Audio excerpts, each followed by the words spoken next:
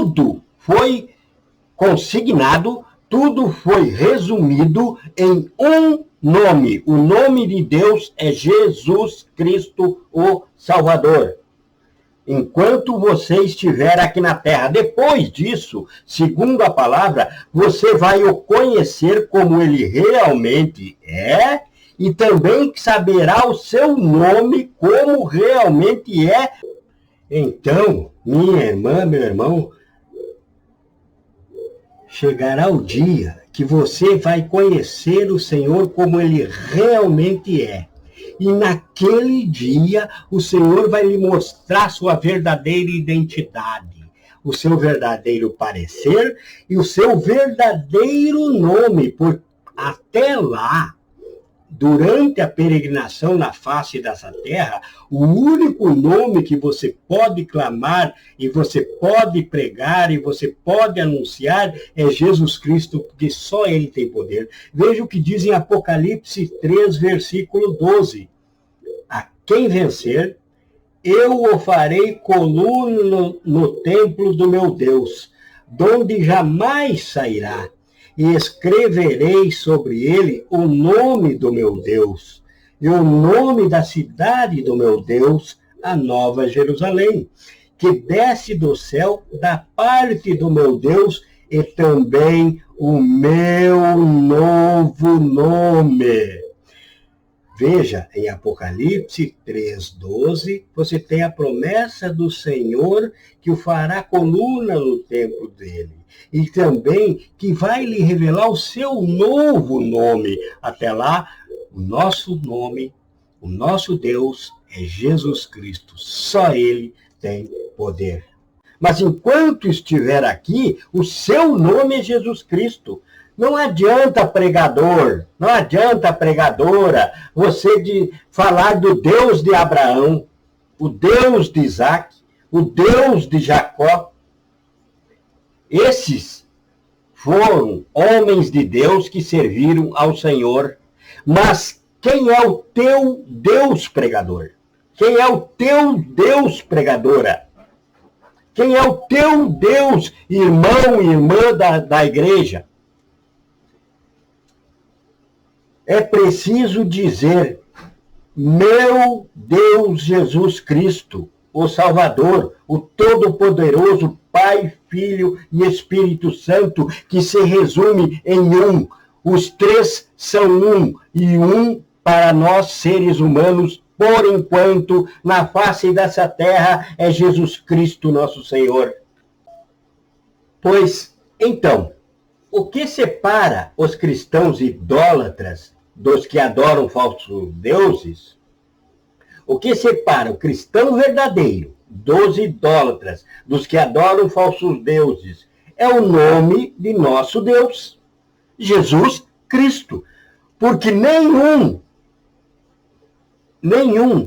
que adora falsos deuses consegue resistir ao nome de Jesus Cristo e consegue confessar que Jesus Cristo veio em carne para o salvar.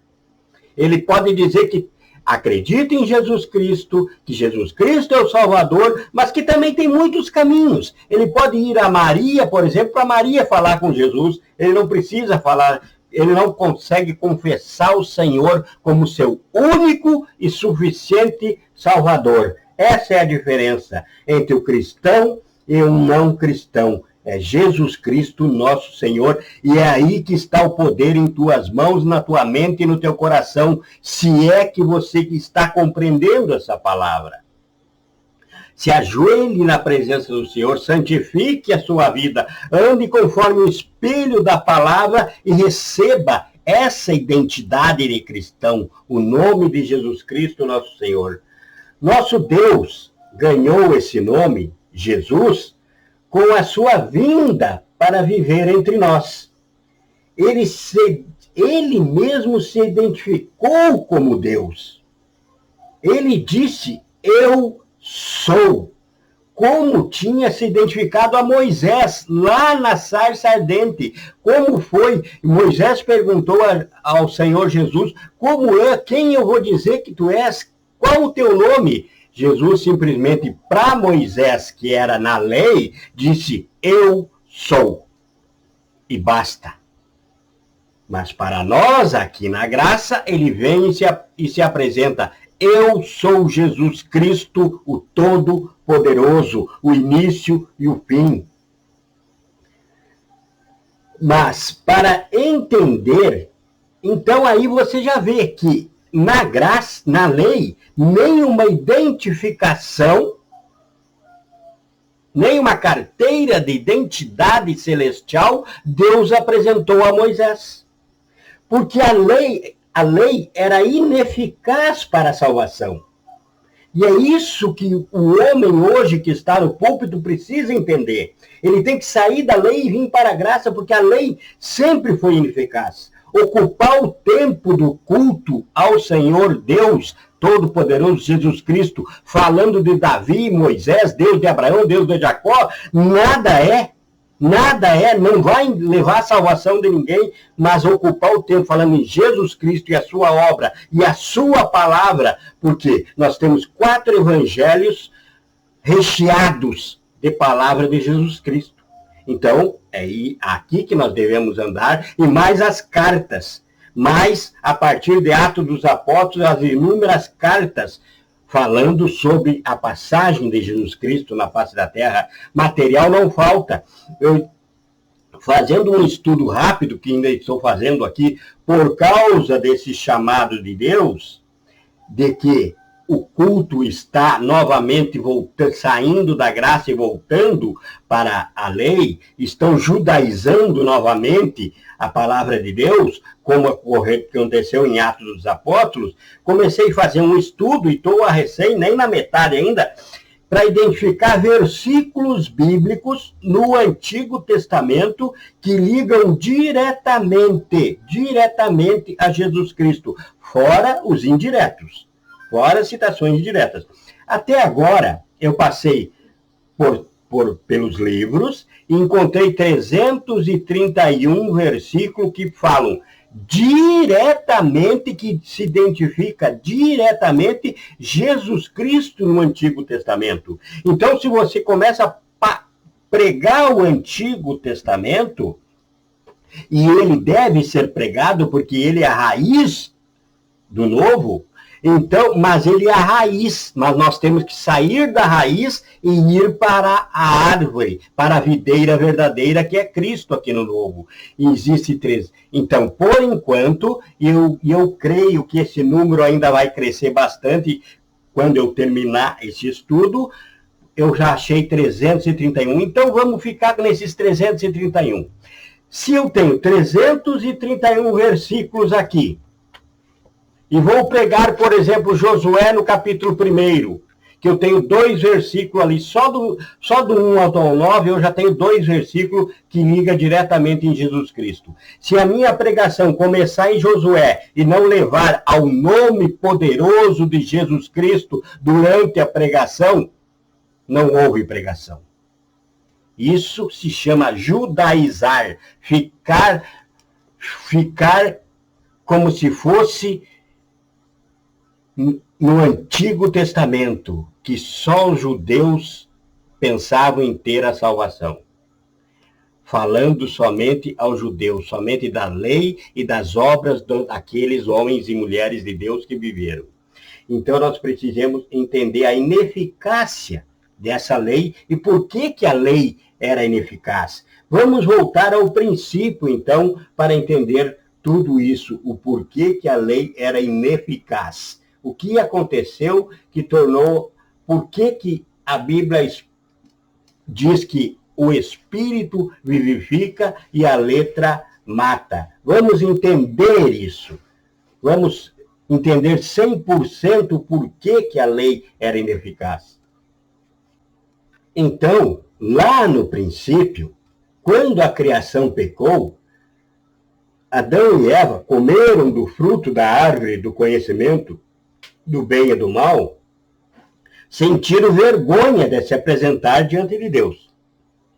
A primeira reação após o pecado foi: ficaram envergonhados por terem pecado. Ficaram envergonhados de ter contrariado a ordem, a lei do Éden. Então, houve a necessidade de expiar aquela vergonha, ou seja, cobrir a vergonha.